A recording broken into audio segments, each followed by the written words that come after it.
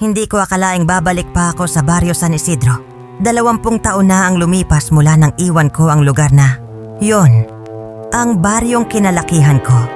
At siya ring lugar na naging dahilan ng bangungot sa buong pagkabata ko. Bumalik lang ako dahil patay na si Lola Iska. Ang sabi ng kapitan sa tawag niya, wala na siyang kamag-anak kundi ikaw na lang. Ikaw ang huling apelido. Habang umaandar ang lumang bus sa madilim na kalsada, ramdam ko ang paninikip ng dibdib ko. Hindi dahil sa lungkot, kundi dahil sa takot. Dito nagsimula ang lahat. Dito unang may namatay sa kulam. At dito rin ako isinumpa. Pagbaba ko ng bus, sinalubong ako ng katahimikan. Walang aso, walang bata, walang ilaw sa mga bahay kahit 6:00 pa lang ng gabi. Parang alam ng baryo na hindi ako dapat bumalik. Ang bahay ni Lola ay nasa dulo ng baryo, malapit sa dating balon. Lumang kahoy, itim na itim ang mga pader, amoy insenso at nabubulok na dahon. Pagbukas ko ng pinto, may malamig na hangin na sumalubong sa akin. Hindi hangin ng gabi, parang hininga ng patay. Sa gitna ng sala naroon ng kabaong. Walang umiiyak, walang naglalamay. Ako lang. Habang tinititigan ko ang bangkay ni Lola, may napansin ako. Nakapulupot ang mga daliri niya. Parang may hawak na hindi ko makita. Biglang bumukas ang bibig niya. Hindi sigaw, hindi daing. Isang bulong lang. Huli ka na. Napaatras ako at natumba. Nang tumingin ulit ako, sarado na ang bibig niya. Akala ko guni-guni lang. Hanggang may kumatok sa pinto. Pagbukas ko ng ilaw, nakita ko ang mesa. Puno ng lupa. May mga karayom, mga buhok, at isang maliit na manikang yari sa basahan. May pangalan sa likod. Pangalan ko. Biglang may tumusok sa tagiliran ko. Napasigaw ako. Pagtingin ko, may maliit na sugat.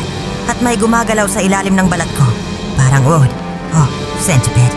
Doon ko naalala ang sabi-sabi noong bata ko. Si Lola Iska ang pinakamalakas na mangkukulam sa 3 baryo.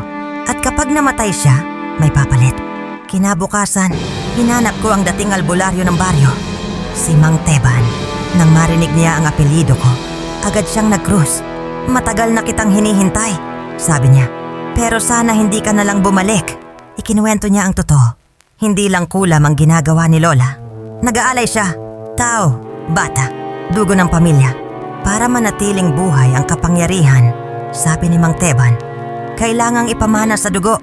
At ako na lang ang natitirang dugo. Noong gabi ring iyon, nagsimula ang bangungot.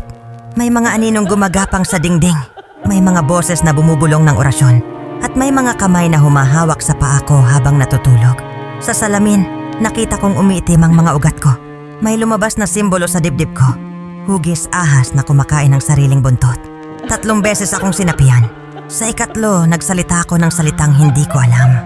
At may namatay kinabukasan, isang batang kapitbahay, nang walang sugat, pero punong-puno ng karayom ang loob ng katawan. Sinabi ni Mang Teban na may iisang paraan lang. Putulin ang pamana, pero may kapalit. Kailangan kong sunugin ang bangkay ni Lola, kunin ang puso niya, at ialay ang sariling dugo sa balon sa hating gabi. Kung mabibigo ako na ang magiging susunod na Lola Iska. Sa hating gabi, umuulan ng itim na tubig. Ang mga puno ay tila nakatingin. Ang balon ay umuungol. Habang hawak ko ang puso ni Lola, narinig ko ang boses niya. Salamat sa pagpapatuloy. Sinaksak ko ang sarili kong palad. Tumulo ang dugo sa balon. Biglang may humila sa akin pababa. Mga kamay, mukha ng mga dating biktima.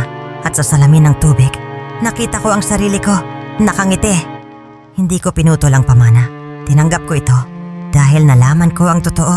Ako ang unang inalay ni Lola noong bata pa ako. Buhay lang ang katawan ko noon. Pero patay na ang kaluluwa ko. Hindi ako biktima. Ako ang tagapagmana. Ngayon tahimik na ang Barrio San Isidro. Wala nang naglalakas loob lumapit sa balon. At ako na ang tinatawag nila sa gabi kapag may kaaway. Kapag may gusto silang ipakulam.